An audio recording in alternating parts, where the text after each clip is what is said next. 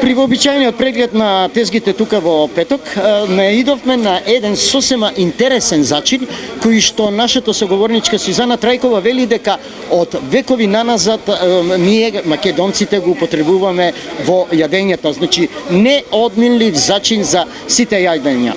Обично за гравот, варивата, за некои местни производи, да речеме ќофтиња и слично.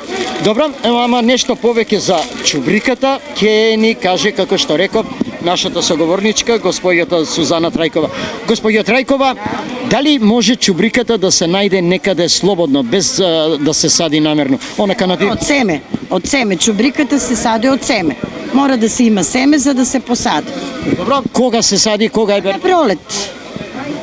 Да. И за колку време да се очекува, да речеме, да се... Па сега зависи од годината, мислам какво е времето. Ако е убаво времето, она побрзо никнува. Да, значи ли тоа дека во годината може да има и повеќе берби? Па има, ама најчесто доваѓа пролет натаму.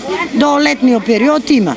После зимниот период не може да има чубрика. Како јас ќе знам дека ова е квалитетна чубрика?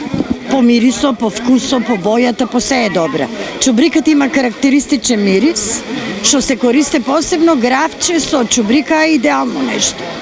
Нането чубриката у комбинација со грауса, тука македонско незаменливо гравче. Да, интересно е што чубриката е основа и за некои други зачини.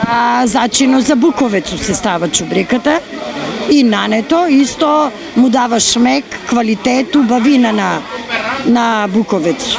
Да. Дали таа исто, еве вака ќе прашам лаички, може да се користи како чај, да речем? Може, делува на притисок.